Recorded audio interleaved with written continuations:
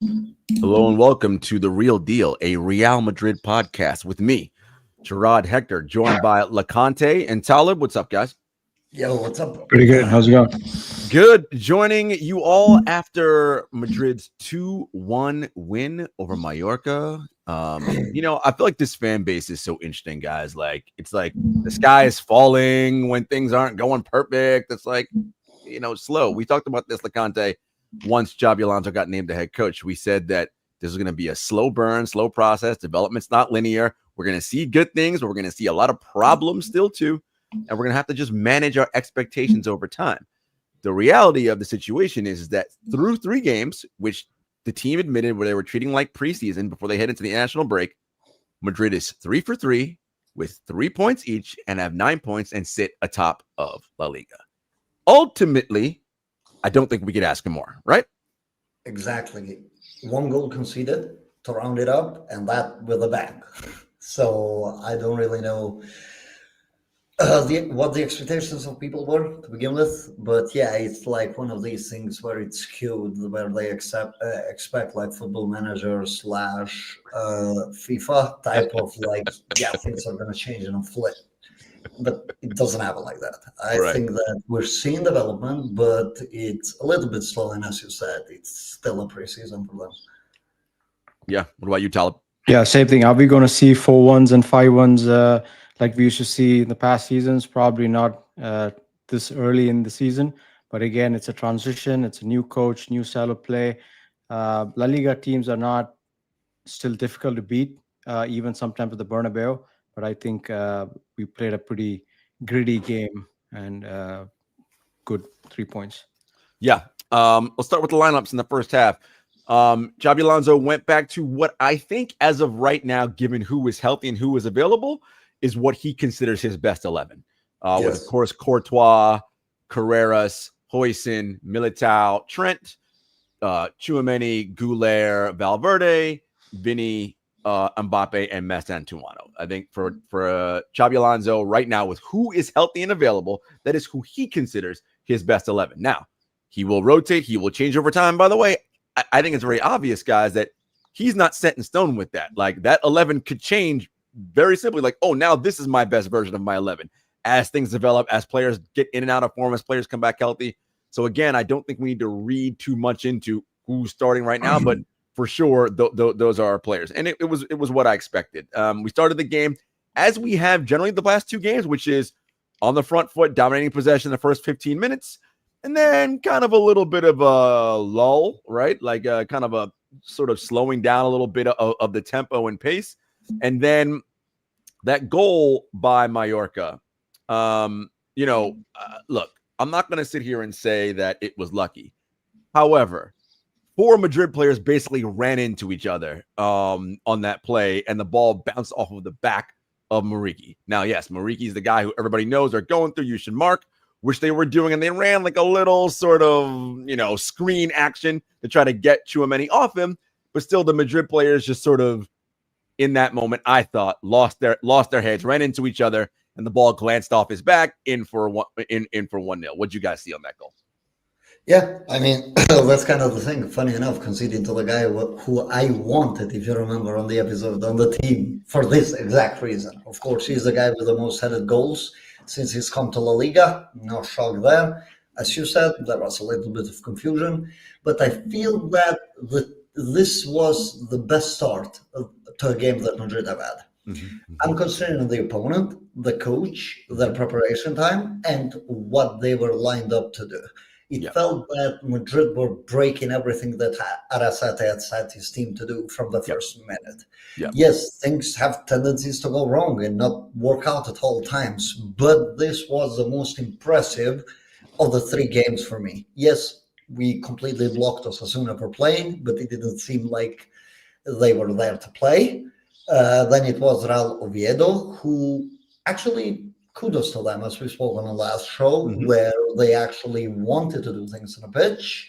And then this was like the first real challenge to see how Alonso's team is going to really get through it. And fair to say, with those minutes and the way how it started, this team looked prepared. Like, finally, I saw a team that is genuinely sticking to the things that they want to do. A lot of training ground things were being done on the pitch, and Yep. this I want to see. Like, this is the development. It's not always the score at the end of it. Right. Unfortunately, yes, 1-0 down, Right. but the performance to that point really good. Yeah, we'll get to that. And Tyler, before I get to you, I want to say that, Loconte, you always talk about it's football. It's a low margin sport, right? Before the Mallorca goal, Mbappe is slightly offside by a shoulder, not even his whole shoulder. Like, is he offside?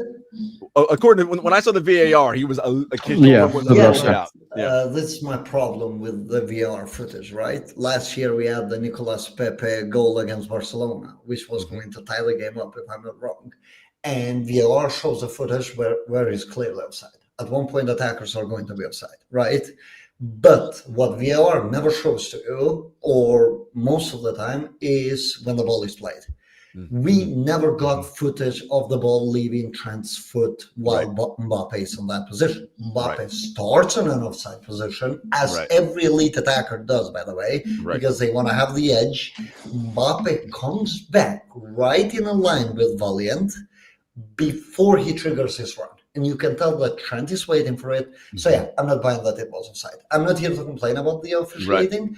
I'm just here to say that I'm not going to buy that was offside. It just wasn't. Like, if the league wants to say, hey, Mallorca, look, we know that we didn't respect their protocols when you open the league, and this is where you're going to get the makeup. Well, this your game? Yeah, okay, makeup. fair enough, if the league wants to say that. But this gimmick of VR taking 7 minutes on a semi-offside call league with technology, 7 minutes, and you don't even show the whole action. Right. Like, okay, if they went and showed to you, they use the technology, you're seeing the ball leaving Trent's foot, and in that moment, Mbappe's shoulder is offside, then I'll accept it. Before I get that footage, I'm going to stick to what my eyes saw, and my eyes saw a player onside. And that's fair, right? Because the VR always shows the still, but the still is always of where the player's offside. It does not show the full blow up of when did the ball leave the player's foot, right? That part we don't see. So that part is true. But be that as it may, I think what you're seeing there is what is so great about having Trent is that when Trent has these kinds of attackers, Mbappe, Vinny, we saw it at Liverpool when he had Mo Salah, etc. Man, you should just run, and he will hit you with that pass. And it's a jailbreak, right? Just about every time. Taalib, back to your point about that. So I think it's pretty much the same thing what Loconte said. We don't know exactly when that pass was made for us to judge whether it's an offside or not. We don't have that footage, right? But going back to the start of the game, I think Madrid started with a lot of energy. Trent doing some nice passing, line cutting passing, to long passes. I think that was great. That offside goal was pretty unlucky.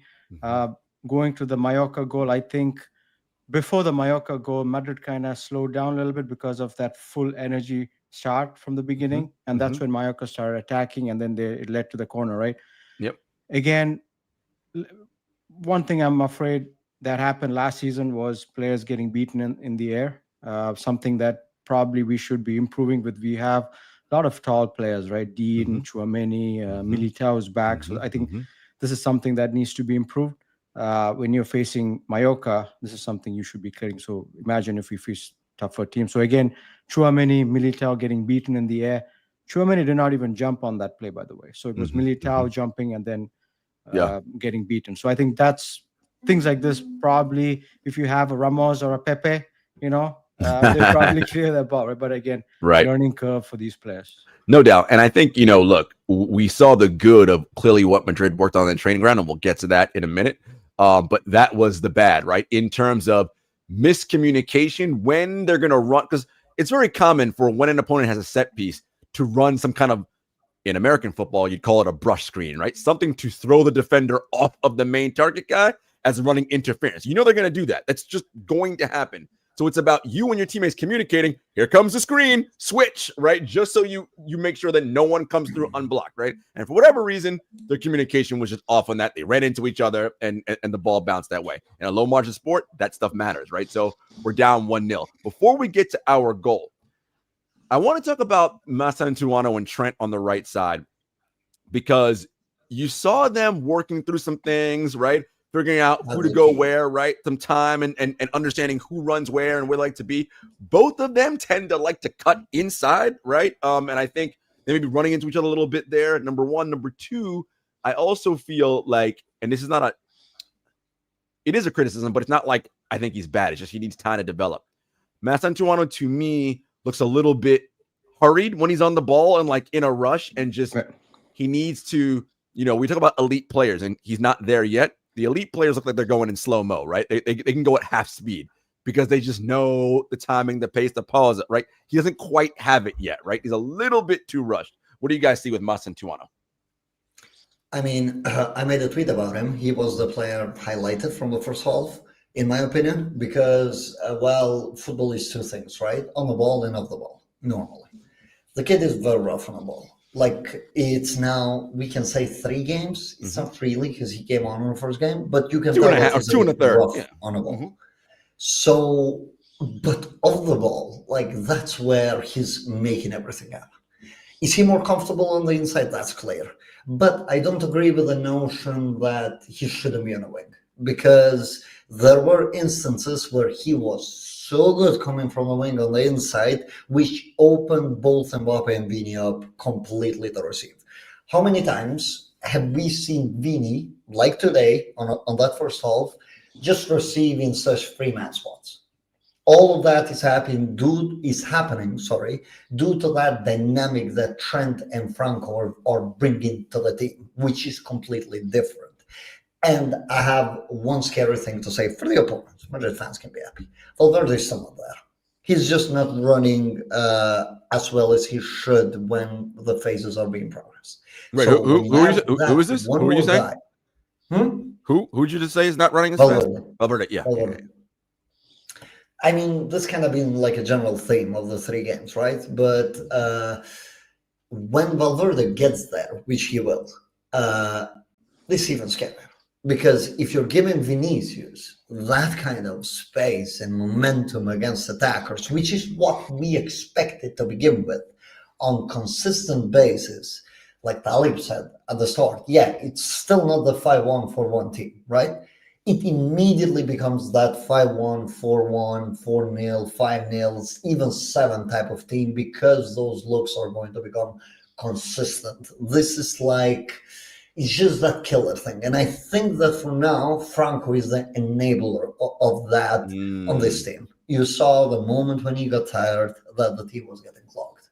You saw the spaces being clogged easier, and Mallorca was taking more of the game under their control. For as long as he's as energetic as he was, until we figured it out with Jude coming back, Camavinga, all of that, until the team kind of reshuffles, this is your guy, not because of what he's bringing on a ball, but the value that he's bringing to everybody around him, and that's majority of it off the ball. A lot of great runs into the channel. This was a must. It's why I wanted Nico Williams into the team, but Franco seems to be providing exactly that. And that's what I like to see from him. This is my view of him. I think he had an excellent first half. I think he ran a lot, right? So he was off the ball. He was running into spaces a bit too much. He was trying to press a bit too much, and then maybe Trent didn't have a passing lane. Madrid probably playing a 4-2-3-1 with Valverde on the double pivot and the rest of the 4 players pushing up high. So I think there was a little bit of a gap on the right side, and most of the play was coming from the left with Carreras, and Vini was absolutely amazing in my opinion. So I think Mastantuono on the ball was a bit too quick. I wouldn't say he's rash, but he was trying too much with the ball, and off the ball could have slowed down a little bit. Yeah. Look, I think that it's clear that Xabi Alonso is going to give him a lot of game time to work things out. And by the way, game action is where you learn best, right? Because it is real time, real speed, and an opponent trying to beat you. It's not that the training pitch is not important. It is.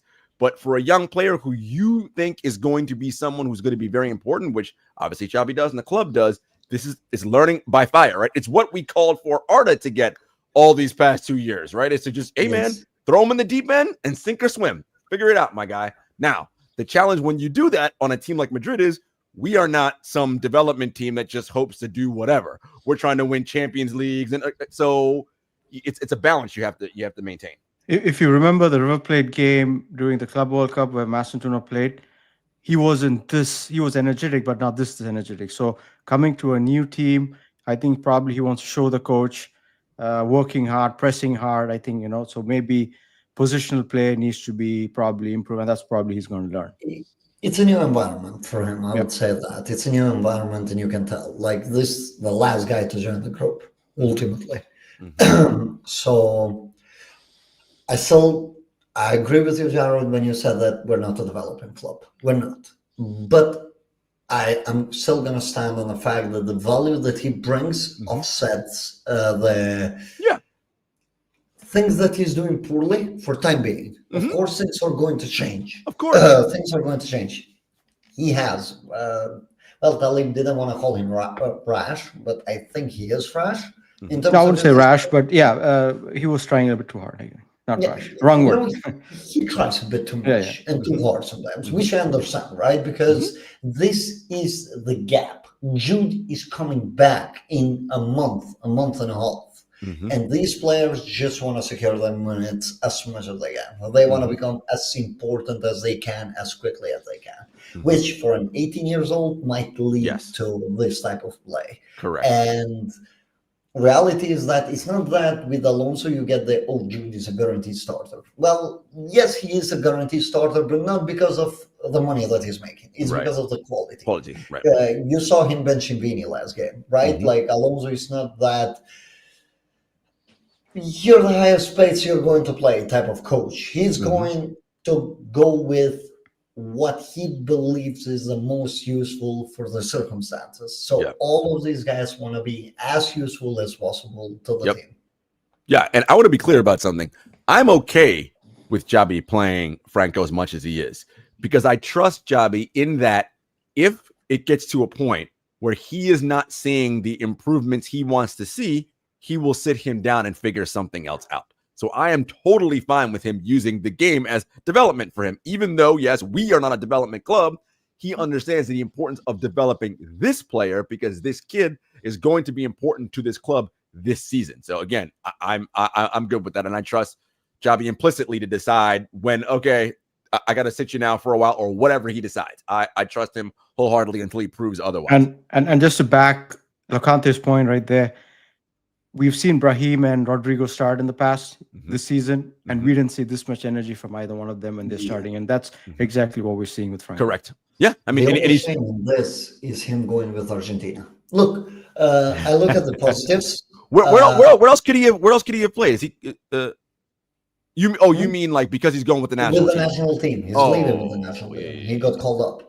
I thought you meant he had another option, a different national team to play for. I was like, no.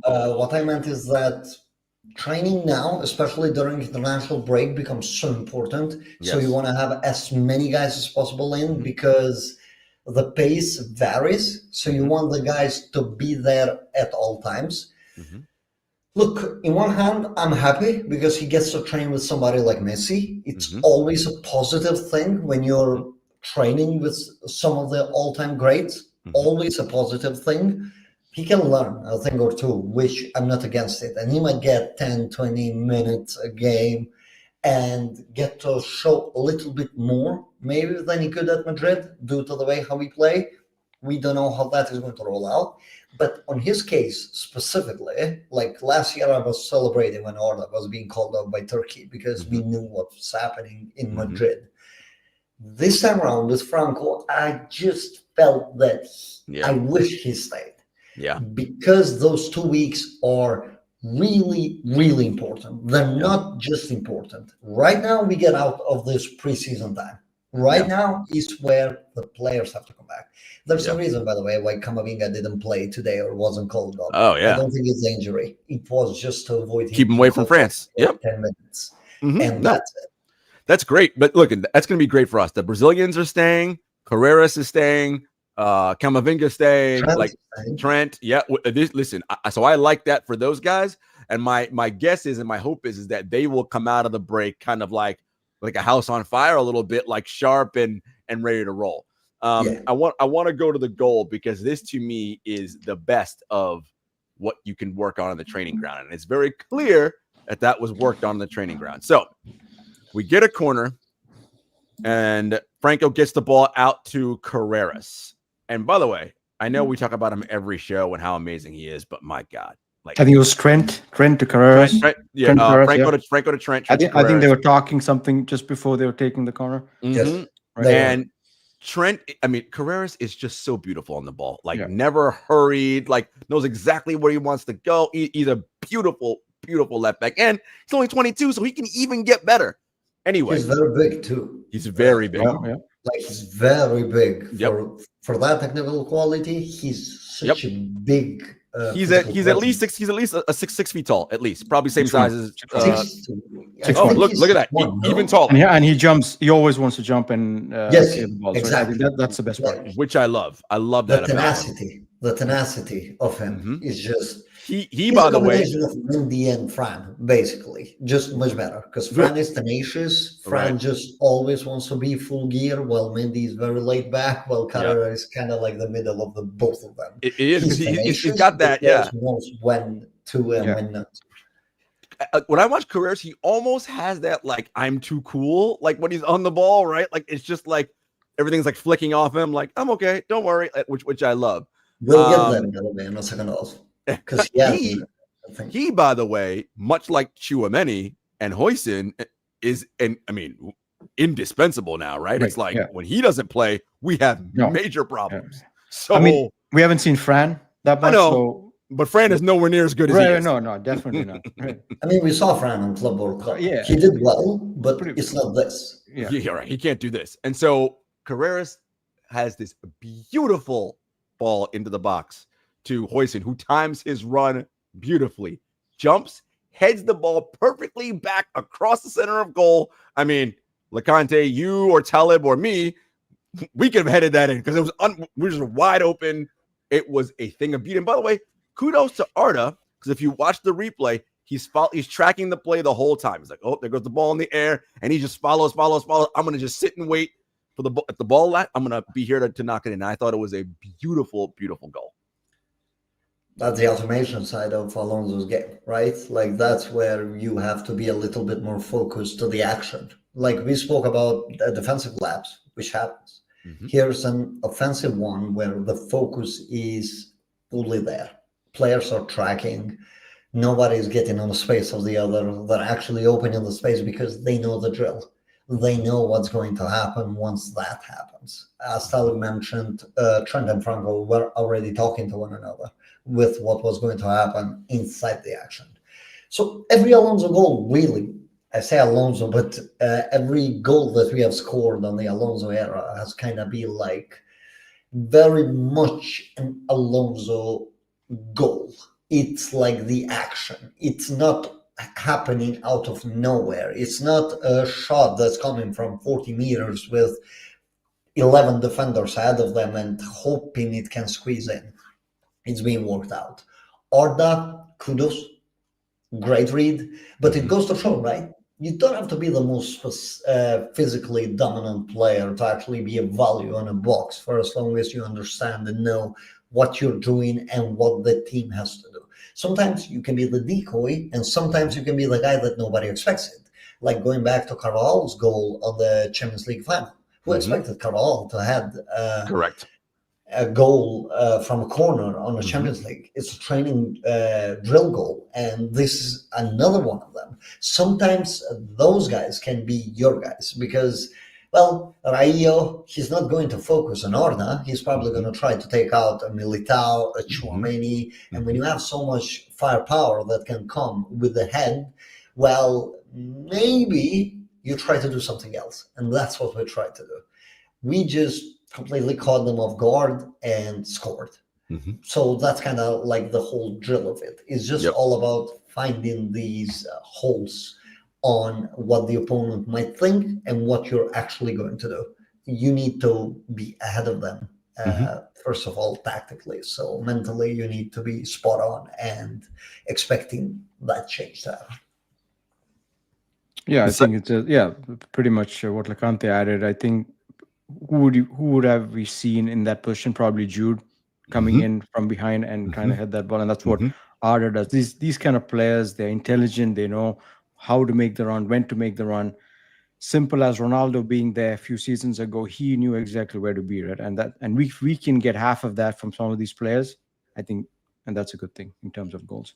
It's football IQ and intelligence, right? Like knowing where to be, to your point, being locked in, following, tracking the ball, and being Johnny on the spot, right? For lack of a better term, right? Yes. Hang around the box because good things tend to happen when you, right? It's like, oh, we're on mark. Here we go. Easy goal. And that's what I probably wanted to see from Masantuno. Maybe he can whip in some of those balls in. Somebody could make that run. And again, Jude coming back in October, whenever, I think that's going to be massive. Yeah, no, for sure. And that's good. I mean, look, and we're going to need Jude, right? Because we saw the Champions League draw came out, and we've got a busy October into November, right? With fixtures that are in a very short, congested window. Good players, right? After that Atleti game at the Metropolitano, we fly 10 billion miles to Kazakhstan, right? So it's a lot. There'll be a lot of matches coming full and fast. The second goal you mentioned, also a Xabi goal, in that it was started because they won the ball back, right? We lose possession. You fight to win the ball back. Valverde gets the ball to Vinny, and Vinny just goes on, all right, I'm going on a solo mission here. He could have passed the ball to Franco. Franco was open on the right. He could have given him the ball, but Vinny was like, yeah, no, bro. I'm taking this. I'm going to go. And I like that about him because Taalib, you mentioned this. Vinny and Carreras on that left side, they were so good today. Vinny I felt he had that Ballon d'Or Vinny back where he was like, I feel good. I'm going to take guys on one-on-one, not waste dribbles in possession so much. Like he was really kind of feeling it, cutting in, making right passes.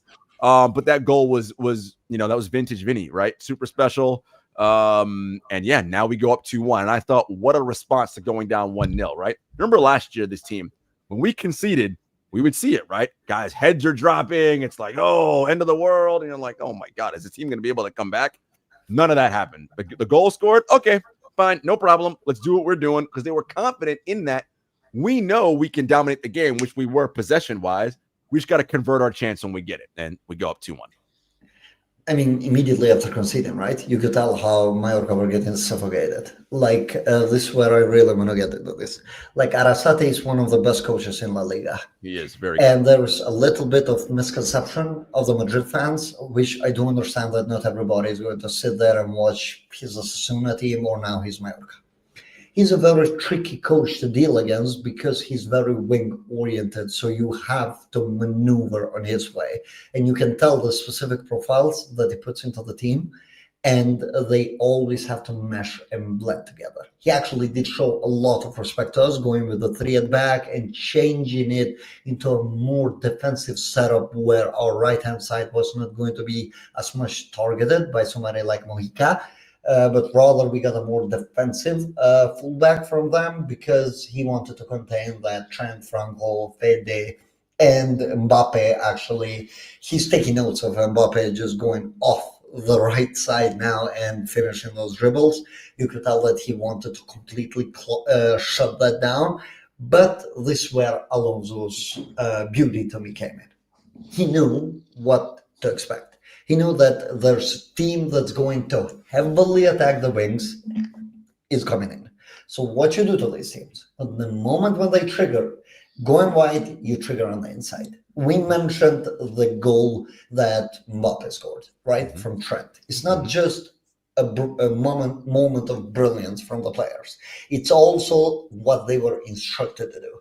You can tell immediately when the ball breaks there, Mbappe is already getting positioned.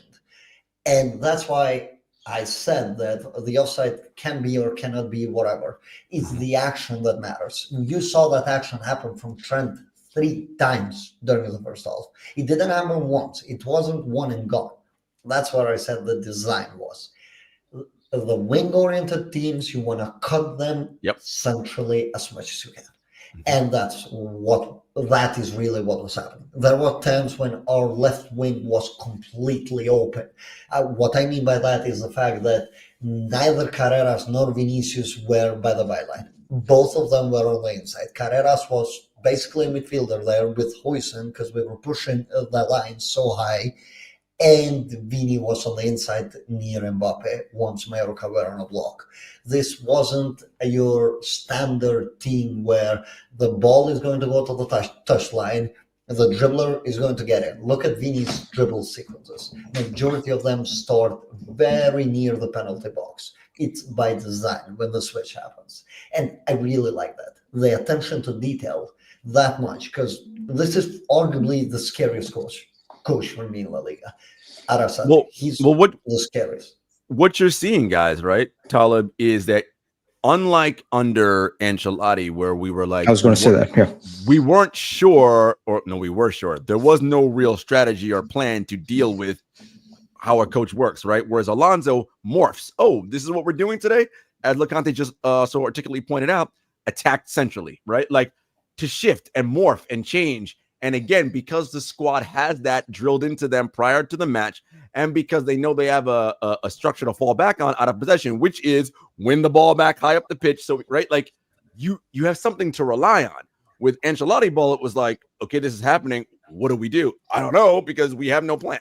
Yeah, compared to last season, what I see different now is transition play that moves together, players moving together, close to each other, quick passing.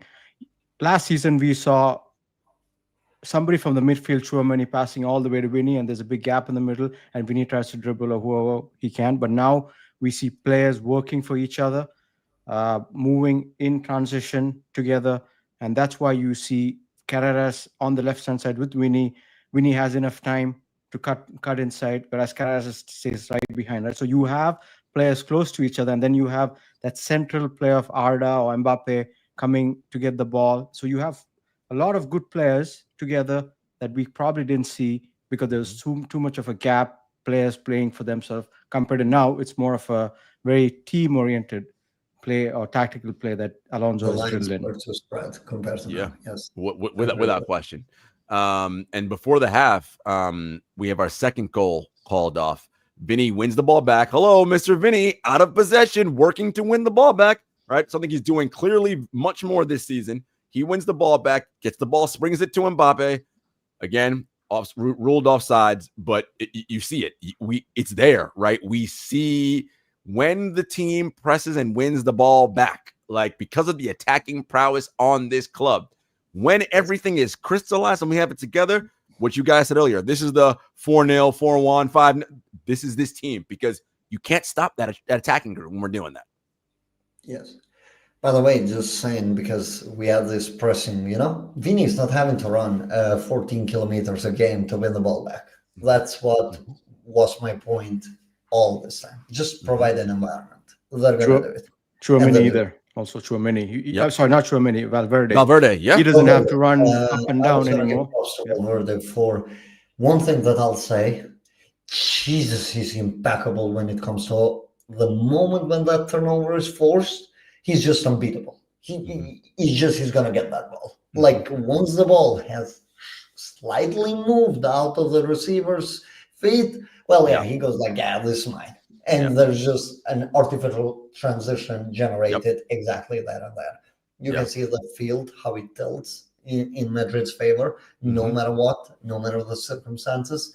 So it's just Chouameni, Valverde. I think he got like a great base to work off there. For that first half, I couldn't have asked for more. At the end of the first half, we had two big chances created, a 1.35 XG. I want to say that we had 61% possession. I want to say something like that. Yeah, 10 to 3 shots, 61% possession at the half. We were dominant and in control as a club. I also thought, too, what you're starting to see in terms of the progression, Loconte, you mentioned this. Let me know if you guys noticed this as well. It isn't perfect yet, but in the final third, the 1-2s are getting a little bit better, and you see what everybody's doing. They are trying, right? Though it's a little bit faster, and it's making sense. It isn't perfect yet, but you see it. I'm like, ooh, okay. They're getting the ideas of what they need to do in that attacking third. It needs a Jude there. Realistically. Don't we all need the best midfielder in the world to make everything better? Yes. Well, listen to it. But you see it happening. You see where the progression's coming. And again, I feel like it's like a sleeping giant, right? It's like we're not there yet, but it's coming.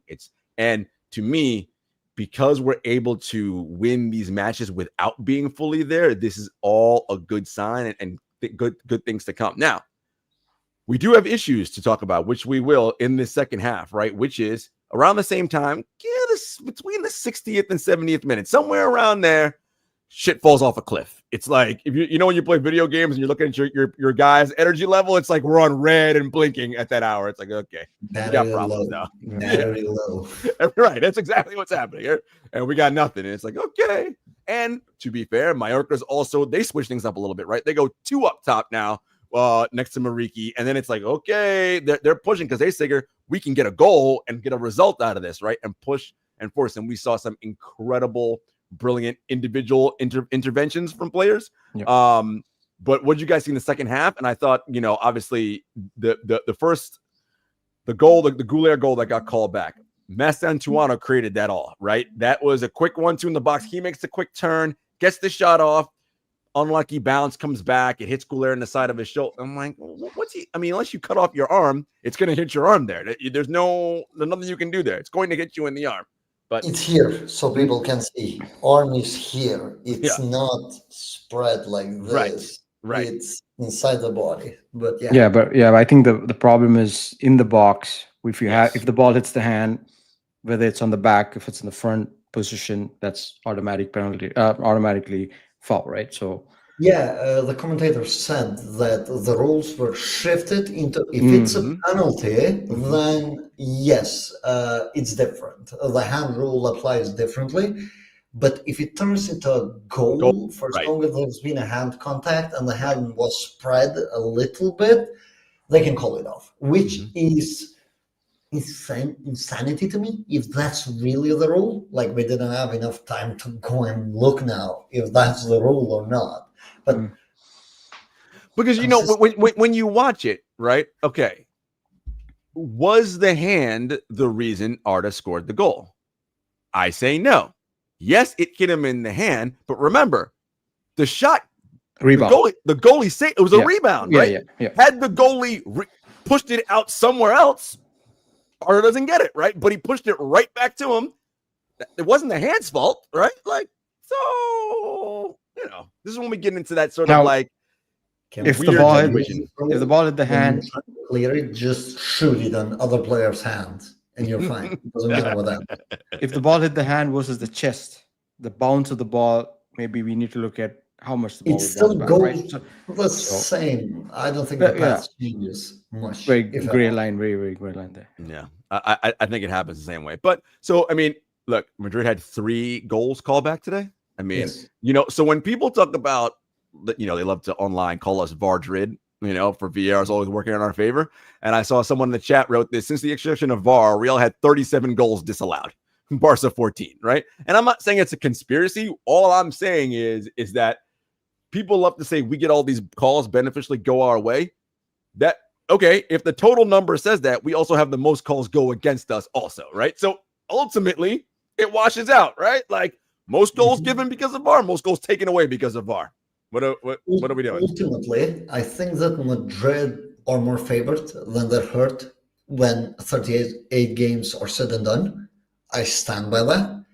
But I also believe in the idea that there are way too many swinging moments, which we saw happen last season. And today, 3 goals conceded, 2 of them, you could make a genuine case that should not be. If the rule is that doesn't matter where the hand is, the goal will be disallowed. If that's really the rule set in stone, which I don't think football has a rule set in stone, it's always up for interpretation. That's why the long check, right?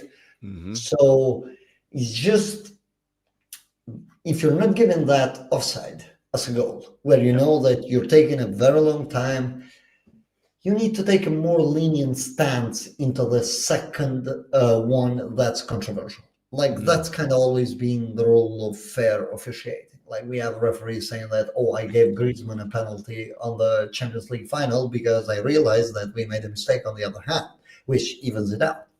But sometimes there are a few things that are a bit too much. And this officiating in general, not Madrid only, don't take this Real Madrid only, I think in La Liga is bottom of the barrel. Arda should have been booked on the first half on his first for the foul, slide by tackle. the way. Yeah. Yeah. And I don't know how he left the game without a yellow card to begin with. So it's just, can we have some consistency on the calls, at least from the same referee during those 90 minutes? I don't want to see one action get called one way and not another. It doesn't matter which way it is. I just want to see some consistency from them. I think every game in La Liga, we see some sort of bad calls going on. And we've been seeing this for many, many years now. I think for the last 5-6 years, it's gone up more because now VAR and everything, media, social media is all coming up. But in terms of Arda's hand hit, right? I think that should be, it shouldn't take 7 minutes for VAR to decide or referee to decide that. There should be a fixed rule. If in the penalty box, if the ball hits the arm, and if it goes in as a goal, is it a foul before even if it's the hand, right? So I think that's the problem. Even referees are not able to make that decision properly. Yeah, no, look, we talk about it all the time. Consistency. That's what fans want. That's what players want. That's what coaches want. It's just be consistent. And listen, it's no secret that La Liga refs are not good, right? And there's a reason why in the biggest European matches, they're not the main referees, right? Like it's very obvious why, because they're not good, right? That's all there is to it. We mentioned that the pattern has been in these last 3 matches between the 60th and 70th minute, battery low. It's when we see disaster happening. But we did see 2 incredible individual plays to keep the game at 1-0 or keep Mallorca only to scoring 1 goal. In the 60th minute, Trent has an incredible save on a clear, and that ball would have gone in, scoring chance for Mallorca after the cross. And then Carreras in the 64th minute. I mean, that goal was in. And my man did this incredible ballet, like acrobatic. I was like, how'd you even get that thing out of there? It was amazing. Fucking amazing. That guy's so good. So kudos to those guys for making, literally point-saving plays, right? Because that ball goes in. Now it's 2-2, and life is very different. It was not just clearing of the ball. It was how he read the ball, right? For him to track back, he knew there was a big portion of the goal post that was empty where Kota on the other side. So I think for him to run back, and then kick the ball out, right, literally off the line was excellent. That point, would have been Taalib. 100% goal. Because it's the same as what we talked about with Arda scoring the goal in that set piece, right? Carreras was locked in defensively and tracking it the whole way, and he saw, oh look, Courtois all the way over there. Shit, we're wide open back here. Let me go cover, right? That kind of teamwork is what Xabi's trying to instill in this team, and that would not have happened last season, right? It just wouldn't have. We concede there.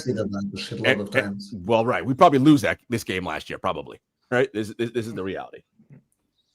And then we publish a video on Real Madrid TV about the referee, and we call it a day. So Arda goal, they'll show it 5 times. Yeah, exactly. You get every angle possible of it, and then over the years of that goal has been given. And I think also what you mentioned, Loconte, on the offside with Mbappe, we don't get to see that video. Probably Madrid has that video. They delete it. They delete it. Have that a lot. Nicolas Pepe goal there would have been the highlight because it's against Barca. He's the last player. It's a running behind. By the way, for people that don't know this, it got proven that VAR just manufactured the picture that they showed. That's why I took that as an example, because we got proven step by step that VAR got it wrong. So now let's get into something that really worried me. I don't know how you guys felt. The subs were terrible. We were just getting to the sub. Brahim comes on for Massantuano. For Brahim, right? Yeah. Brahim came on. Fair enough. Don't hate that. I would have liked to see a 3-at-back return when you're defending and low in energy. I would have liked to seen a bit of dynamics between Carvajal and Trent. Maybe add a little bit more importing with Trent or Carvalho. Both can do it. Alonso didn't seem to experiment with that at all. But I don't think that's the worst call. Do you think it's because the game was only 2-1? If it was 3-1, he might have done something, but because it was only one goal, he was like, I'm not feeling so confident. Yeah, probably, yes, but then the subs that followed, like you could tell that Arda being tired for like 10 to 15 minutes now, when Sergi Darder just spins him and he gets a clear through pathway and Arda can't even chase because he doesn't have the energy. That's Alonso's cue to, okay, this needs changing. He took a bit after that. Of course, Arda was taken off, which is very normal, a lot of running.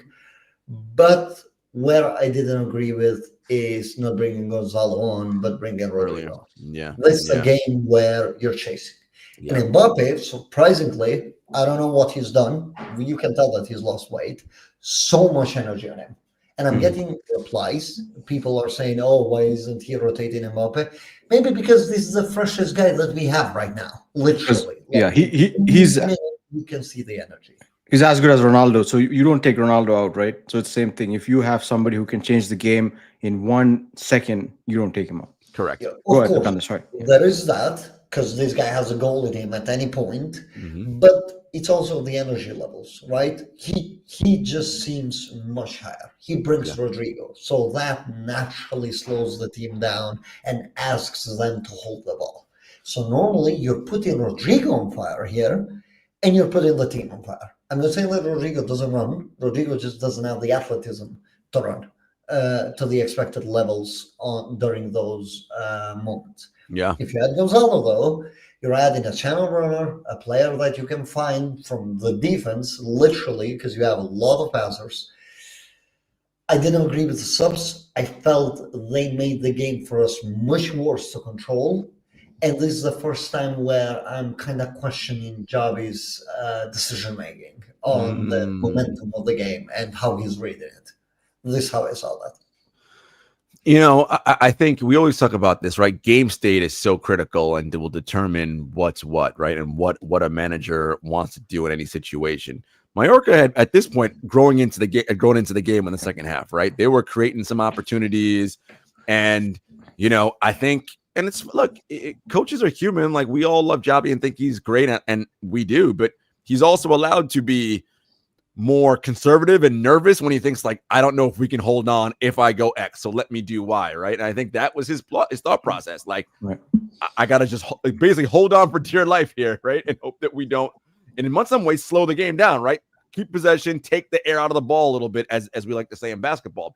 That didn't quite work out, to your point, because maybe Rodrigo wasn't the right guy. And when we did have a couple chances, I thought, Loconte, Rodrigo just got in the way. There was an opportunity where Kylian was on a semi-break, and I'm like, Rodrigo, why are you running into his space? Like, go somewhere else. Like, just drag away. You're crowding the area. There's a bit of desperation with him too, right? Well, yes, he wants to score. Yeah, he wants to come back in. So I get that on Rodrigo's side. I just felt that the management, I do understand the human emotion thing of there, but the read of the game was pretty easy. That was an Ancelotti type of sub where he's throwing players for the sake of it.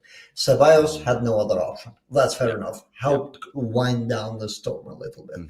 But it felt that he slowed the team down by way too much. There was one action where I wanted to speak about Carreras. The clearance was definitely his highlight of the game, but this was like the best thing that he's done outside of it. Huijsen has the ball, and he's under pressure by two players. He needs to let the ball go. And he has the confidence to move the ball to Carreras under pressure also. And Carreras just slowly takes the ball, dribbles past the player, and goes back to Courtois for a reset. Doesn't panic, doesn't do anything, knows that his teammate trusted him, and he just chills. And guess what? The way how his body was angled when he's receiving is that even if he loses the ball, he will always follow. He will never let that transition happen, which is spectacular thing for him. Like that was something that impressed me the most because teams now know that Huijsen is such a key player to our build-up. Yep. So they're double teaming him, and Huijsen was really in a bad spot. I'm not gonna lie, like I wouldn't wish that upon my literally enemy, as they say. But Carreras was just there as a savior because Huijsen could just hoof the ball there. You could tell that it was a lock. Huijsen wasn't thinking; he was just like, "Okay, if I lose the ball here, we're done. We're gonna concede." Carreras is gonna be there, and he just passed the ball. That synergy between Huijsen and Carreras is it's so magical on that back line. And the two of them are, I mean, it goes without saying, it's obvious, so critical to our build-up phase and advancing the ball out of our, between the two of them and Trent. He's not watching it. You know what? I just hope that De La Fuente, the Spanish national team coach, is not he's not watching this. I hope he continues his anti-Madrid bias. Fine by me. Now, I feel bad for seeing this for Carreras because I will feel sad for the players that they don't get to go, but I will be happy for us that he doesn't grind them into the ground and screw them up. No, you keep grinding Yamal and Kubarsi. Wear those dudes out. Fine by me. I don't give a shit. But leave our guys alone. But I know they want to play with their national team, so I get it. I get it. Yeah. So when was the last time we saw a good left back in our team since Marcelo, right? So who can control the ball, who doesn't lose the ball, and that's something that we're seeing with Carreras now. He's so good at the ball, ball, and he can, even if he's pressed, he can get out of that press. Something we haven't seen since Mendy or Fran. Camavinga, we saw a little bit because he got good skill. Right. But he hasn't played extensively as a left back, so we don't know. So that's exactly what we're seeing with actually, Carreras. Your point of Camavinga is so correct. Carreras is like if Camavinga knew how to be a left back. Yeah. Yeah. And Carreras is fast, right? He's and I think we haven't seen the topmost speed of Carreras yet. Yeah. Running up and down. We haven't seen that because in Alonso's system, you don't need that. Probably in Ancelotti's system, you need to run up and down. But here we have players in synergy close to each other. So you see Carreras more with the ball than running on the left side. I wonder though, because Fran has to play, right? Yes. Is Alonso going to go back to that? Can I trap the teams deep? Because that's a bit a risky move. Like De Zerbi does that a lot, trying to trap the teams and affect that running behind. But when Fran has to play, I wonder if we're going to get like that where the team is just close to one another and Fran just triggers that running behind into a shitload of space that's been manufactured. Because I think that's ultimately what Fran's role is going to be. In terms of Carreras, up and down, I personally feel that I want to leave that to the attacker because we are already a very left-heavy team, if we really want to be honest, in terms of where our players like to operate. So having a player that's previously also played deeper with Benfica for long stretches where he was either filling in as the left center back in a back three or a deep left back for them, feel that Carreras is just set for the roles that he's given because this is the most comfortable he's also going to be. But right. Go ahead. Yeah, I don't disagree. And I think, look, Carreras and Vinny, which I'm so happy that they're going to be together during the international break because they get to keep working on their synergy. It's getting better, but there's still many times where I'm like, Vinny, look, he's overlap. Look, right. And I'm like, that pass of Carreras where Vinny couldn't get. Vinny was just an inch away from getting the ball. I'm like, maybe you should have slid there and see if you can get the ball before the keeper, but whatever. Yeah. I want to see against better teams, right? Better teams that keep possession and we hit them on the counter. I think that's where we're going to see Carreras in a different style of play. Yeah. Oh, yes. That's what I agree. We haven't seen that yet. He's going to be more attacking the space because I think Vini is going to be used as a decoy way more in big games. Vini and Mbappe. And I think a lot of space for the others. That piece of us is still very good. We are still very much at our core a counter-attacking team, right? And that piece is still there. And to your point, guys, in those big games, when again we win the ball back, right? I just think we're going to be able to spring, and I think we're going to be even better. Well, look, when Mbappe came to this squad, we all thought, oh my God, all these attackers, we're going to score like a zillion goals, whatever. And, you know, it didn't quite happen. But I think under this system of what we're seeing, it hasn't happened yet. But I think once the spout turns on, it's going to be like a freaking waterfall that you can't stop. And we're just going to be on fire. Good articulated attacks for near goals, right? And we're seeing a shitload of them. And those are going to turn into goals sooner rather than later as the team gets adjusted to it. Like you mentioned some first half stats, right? We had 27 touches on the penalty box. Like that's a ridiculous number to think about. That's one half. I didn't check the full-time stats because we dropped off, so they couldn't have been that much higher. But if that first half team can show on the second half, at least until the 70th minute when time for substitutions comes in, that's when this team is hitting all of the gears. Until we start seeing that, you're going to see a depletion through time. There's also injuries, of course, players that need to come back, which is going to allow more. Because, for example, if Jude was available, today you're getting, well, Franco instead of Jude, maybe. And then you're getting the first half thing again with the dynamics. Camavinga is available, so you're not getting Ceballos to slow it down, but you're getting a little bit more aggressiveness or energy. It's all going to matter profile-wise, but in terms of how Alonso just closed the game, you know, like in NBA, it's how you close the game. What 5 players are going to close the game. Doesn't matter who starts, it matters who closes. It doesn't, exactly, right? It's about who closes the game. You want the profiles to mesh well in football. And I don't think that Alonso closed the game with good profiles. So this was my concern. But again, the human side of it, the fact that, I mean, he didn't close it actually with bad profiles because Rodrigo and Gonzalo is actually a pretty good duo, but that was too late. In terms of management, other than the subs, which I think put the rest of the guys in trouble, in terms of outside of that, I think that this was an excellent managed game from Alonso because I was really scared of Mallorca. Like, that's one of my fears. I'm way more scared of them than if you tell me we're playing Barca tomorrow, I'm like, just bring it on. If I'm playing another Saturday team, I'm like, what am I going to expect here? Are they going to bombard us on the wings with these crosses? Morici is in there. It's just too many tools to deal with for a big team that wants to be assertive, and they're good at dropping, so they're very uncomfortable to play against. So for me, this was the test. It's not Barcelona.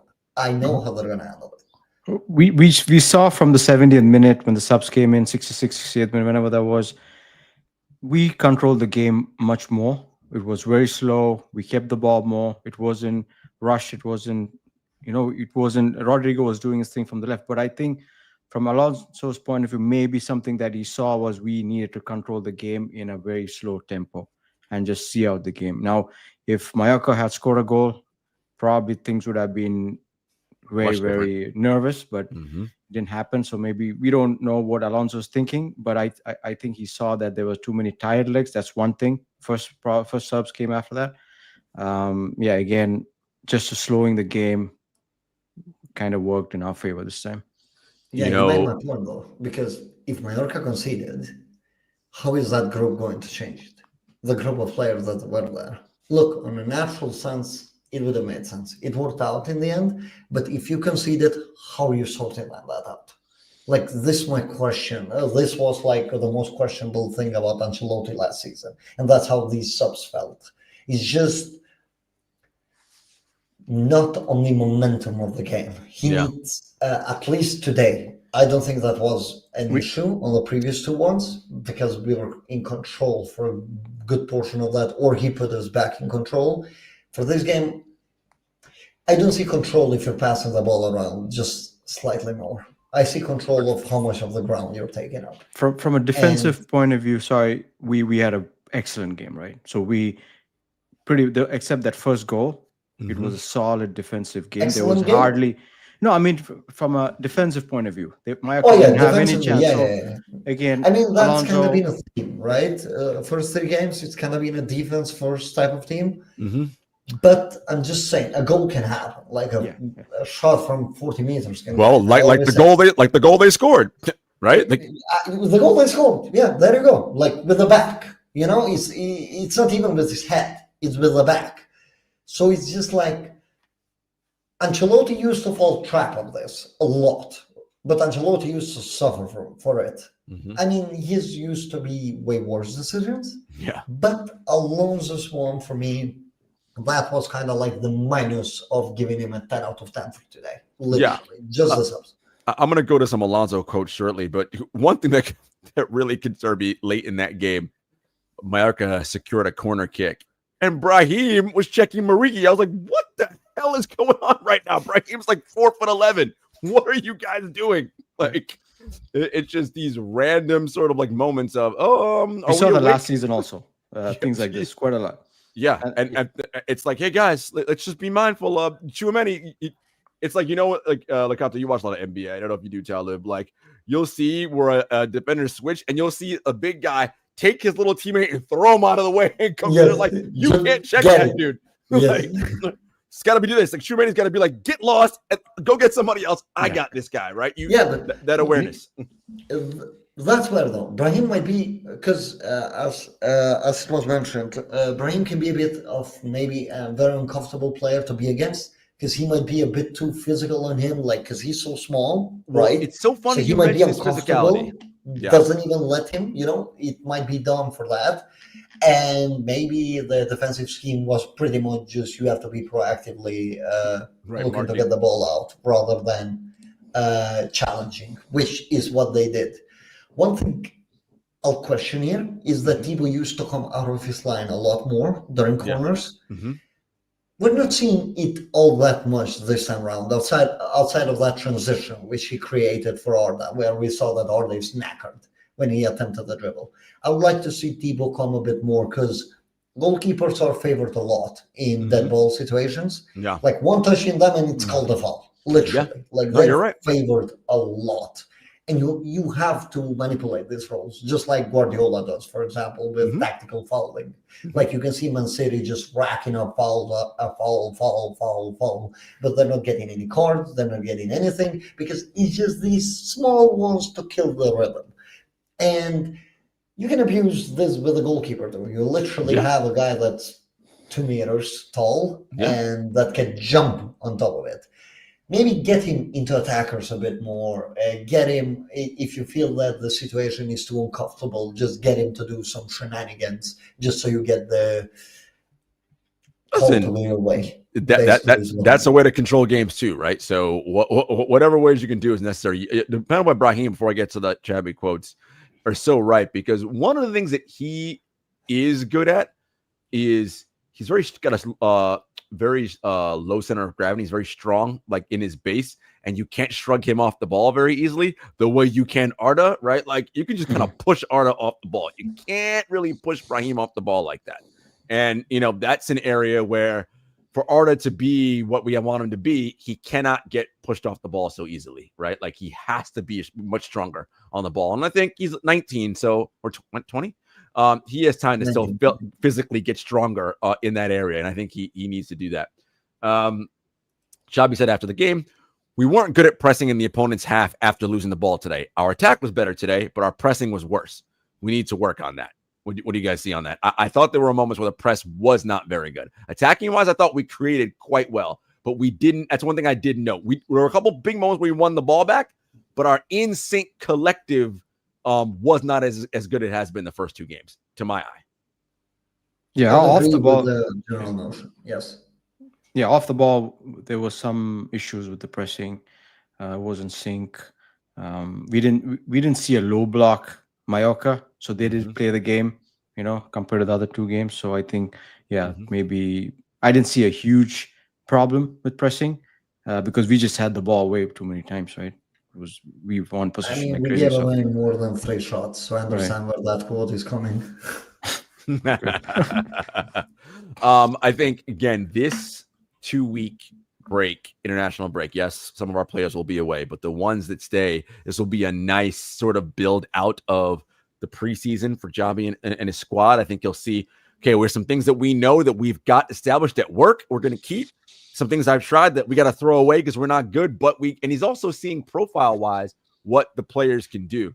Earlier this week, Friday's press conference, he mentioned how excited he is about Camavinga. And he's like, I can't wait to have that guy back because he's going to be so critical to what we want to do. And we talked about it ad nauseum, Loconte. He is the kind of player that, again, if healthy and fit this season, he will tip the scales in Real Madrid's favor to a point where you're like, okay, we already think they're going to win the league. Now we're like, Champions League. I'm like, yes. Now I'm like, because this guy is playing at a high level, right? Like, and I think, fingers crossed that like he's healthy and he gets to that point. That will be so exciting. And I think you mentioned Endrick as someone who you think will have a vital role to play for the squad. He's like the guy that I want to watch. I want to watch Endrick on this team. I want to see him, how he's going to attack the space. Because I feel that Alonso is going to have a lot of uses for him. Like you saw what Franco was doing, that I mentioned, that I appreciate a lot. Well, Endrick is just much better at doing that. That might be the only thing that he does, like in terms of what he's given the team, but that's going to up the production. And this thing that we like to call goals by a lot, by simply having that gravity of pulling players out. Like in NBA terms, for example, we have a Nikola Jokic, for example, or a Luka Doncic who are going to pull the gravity by themselves, or Steph Curry, who they pull the gravity by themselves away and they open those gaps for the other guys to get open looks. And kind of like in football is the opposite, where it's not the ball handler or the guy with the ball on his feet. Right. On the opposite, on football, is the guy that's running the channels. That's going to make things happen. But even in the NBA, a player like Steph Curry, his off-ball gravity is what's so good, right? It's the constant threat of him running off screens that has the defense panicking. Where is he? Where is he? Where is he? Which is why you give up backdoor layups to Draymond all the time, because you're too worried about him scoring three. Layup, layup, layup, because you're so nervous, right? The same idea. Exactly. There are different ways, right? I took Doncic and Jokic more of like the point. On ball. But it's just, you need that in a team. As much as you want to be good with the ball, you can be good with the ball without having things figured out off the ball. Correct.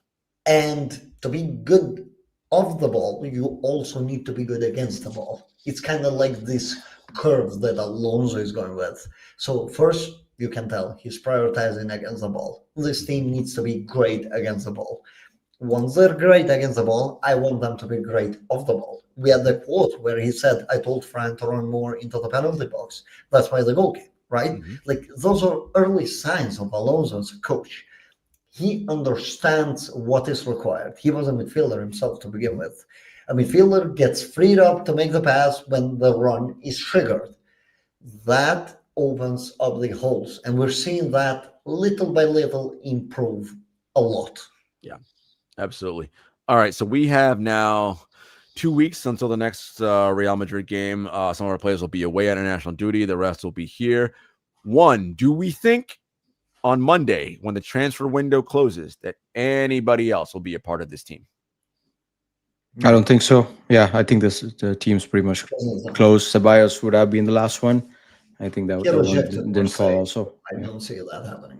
Yeah, I agree. I no one's coming for Rodrigo. That's a non. I mean, it's too late now. Even if they offer the 100 million quoted price, Madrid are just going to say no. Yeah, because it's too little of a window time for them to actually start thinking of somebody else. Yes. So just to go back to Loconte's point on Endrick, I haven't seen.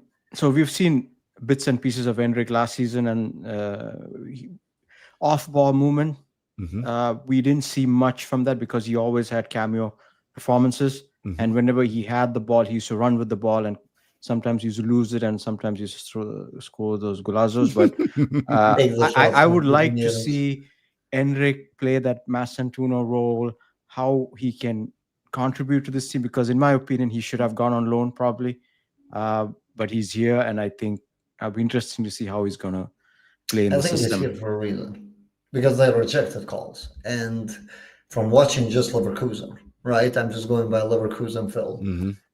Endrick should be the perfect fit. I think Alonso is going to love him. And he also brings a bit more balance to that Vini and Mbappe. We want to be a little bit heavier on the ball duo. Gives them more of the ball. I think that he's going to allow Vini and Mbappe to be more natural. this is where I'm standing. I'm not saying that they're not doing the things that they were supposed to do, but in terms of feeling more organic and natural, Endrick is that partner for them. Doesn't necessarily mean that it's week in and out. It just means that at certain moments on games that they're going to need to break, Endrick is going to be the guy to go to. Yeah, look, it's very clear that Endrick has a place in this team. To your point, it's been reported that not only he and the team have refused loan offers because he has a role he wants to play here. Endrick also is this kind of guy and this player that wants to prove his spot and earn playing time, right? And we've seen Xabi Alonso is very clear. Like, it doesn't matter if you're the highest paid player on the team, whatever. If I think you're going to work for what I want, you're going to give an opportunity to play. So, and I think he will get that chance, right? We're already seeing it with Masantuano. So, I think this is all good stuff. We mentioned the international break is coming. Thank you, everybody who tuned in. As always, you can find us here on YouTube. Please like the video, subscribe, share it with your friends. If you want the audio-only version, we are on Apple and Spotify, so you can also find us there. Real Deal Pod, social media, you can also do that. And we'll be back during the international break with some more larger, bigger picture episodes, talking about a few things. We'll talk about this Champions League stuff a little bit more. Really quick, before I don't want to get too deep into it, but just my quick overall thing about the Champions League is if you're going to win that tournament, you got to beat good teams. That's just how it works. Like, I like, so this idea of like, oh, our draw is so tough. Look, man, like, if you're going to win that tournament, you have to beat really good teams. Period. End of story. Right. Like, I think the league phase is one where Madrid should, if they are playing well, be a top 8 finisher and advance out of the league phase, and then it's all about the knockout rounds, right? And then once again, that's by that time, that's 2026. They need it NBA style too, right? Yeah, when you're kind of thinking about your ranking and who you want to match up with. Correct. They're allowing you now. They're giving you that opportunity. There are some teams like Monaco, Marseille, Benfica, and the team from Kazakhstan. We need to get 12 points right there. Well, right? So I think the problem with that Kazakhstan game is it's 3 days after Atleti. That's the problem with that game. So it's like, I don't think it's September in Kazakhstan. I don't know how cold it is, but it's not snowing, I guess. It's not freezing. So at least we didn't go there in December. I mean, I don't know if you guys remember the Mourinho time when we used to play CSKA Moscow and we would go in Russia. And it's just like, okay. What are we doing? Okay, we're like playing on ice skates. What is happening here? This is madness. Yeah, but the 12 points yes from those teams, I think at least 9 should be there, right? That should be kind of like a rotated team too. Yeah, like those games. It's not like your Mbappe and Vini and Jude starting these games. That's your Endrick and your Rodrigo and your Rodrigo, your Franco maybe at that point gets demoted from the starter to the player. We don't know what's going to happen with Arda. Like, I'm still not set in stone that Arda is 100% starter once the group is fully fit. We don't know what Camavinga is going to bring. Like, that's going to be the key thing. And I also think that the big games Camavinga is going to be there due to Alonso's thing of being a bit more pragmatic. Even though Alonso is very adaptable, he's a bit more on the pragmatic side of the coaches. So we have to wait and see. Of course, there's a lot of concerns, as you said, health, this and that. In general, Champions League, this schedule, it should be managed, even though this squad is so young, right? We keep talking about the players. Are we talking about 18, 19, 20 years old player? Like, the oldest player on the pitch outside of Courtois is Valverde or Mbappe most of the time. Like, that's ridiculous to think that those guys are going to be the veterans. If we want to discount really Carvajal, yes, and Courtois, the veterans are Valverde and those guys. And it's just insane. The squad is young. They should be able to. But we didn't do a good job in last season's Champions League group stage. We did not. We ended up getting tougher opponents and we got less prize money. And I think this time, Florentino Perez probably knows you need to go become first, second, third, at least in the group stage. I think because you can get a better knockout round team. And you skip that extra playoff game. Now, to be fair, PSG won it without being the top pick, right? So it can happen, right? It can happen, but you want to look, you want to avoid that, and you want to have yourself best prepared so that your guys have the best rest, so you can set your lineups the way you want to set them and play who you want to play, and not be like, shit, we have to play this playoff game just to get into the knockout round. Like, you want to avoid that at all costs. I don't like this system, but I think it allows you to rotate a little bit more and experiment. I don't like this system, but it gives you that. And then also, let's also remember, guys, this is only Xabi's second time dealing with a team that has to play domestically and in Europe. So as a young coach, look, I'm not saying that this is why Leverkusen wasn't good last year, but I think managing Europe and Bundesliga, I think, was a challenge for him last year. And so it's going to be, hey, buddy, you got to manage Europe and La Liga this year, right? Like, what did you learn from what happened there you can take here as lessons? Yeah, for sure. The burnouts, he needs to manage them, the loads. All of these come into as a coach, because we can talk about the tactical pattern, but player management is just as important. So, yeah. Too many games. Thankfully, Copa del Rey style has been changed, so we don't get that added until January at the very least. But guess what? We're traveling to Saudi in January to play Supercopa, right? So it's just like, okay. But there's a big squad, right? There's a pretty big squad compared to last season. No defenders. Remember the time when there was nobody to defend and we had to call up everybody. So I think that's not there, right? So I think this time, if Alonso can, right, if we can rotate properly, if he does that, and everybody, like Enrique, you said, gets minutes before the Champions League comes around, at least, so that's going to help. And Xabi said it after today's press conference. Someone asked him about Asensio and Alaba and these other players haven't played yet. He's like, I've spoken to all of them. They're all going to play at some point, right? So it's very clear that those guys are going to get worked in, and he's going to. And first of all, you need to, because of the way they play now, right? With this idea of we have to win the ball back, you can't play your starters 90 minutes plus because they won't make it, as we see, right? So he's going to rotate over time. It's just what the patterns are. You hope to be more clinical, right? You hope to be more clinical early on, kill the games earlier. For example, if today, let's say 3 goals were disallowed. Done and dusted. All of these goals were in. That's 5-1. By that time, Dean Huijsen goes out, Alaba comes in, right? Like Mbappe probably goes off much earlier, Gonzalo comes in, Vini goes off, like Valverde doesn't finish the game to begin with. It's just, you pray you're more clinical during the opening 30 minutes where you get the lead, you open the other team up, you manage them, you facilitate transitions, you kill them on a break, and by that point, you're more free to do things. Defense first is good until you need this, right? The load, the physical load needs to start to drop, and Alonso knows that. Yeah, absolutely. Taalib Loconte, thank you for joining us today. Guys, again, remember, like, subscribe to the channel, share it with your friends, Apple, Spotify, all that to get the audio-only version. We'll be back during the break with some bigger picture episodes. And until next time, take care. Take care, guys. Take care, guys. Bye-bye.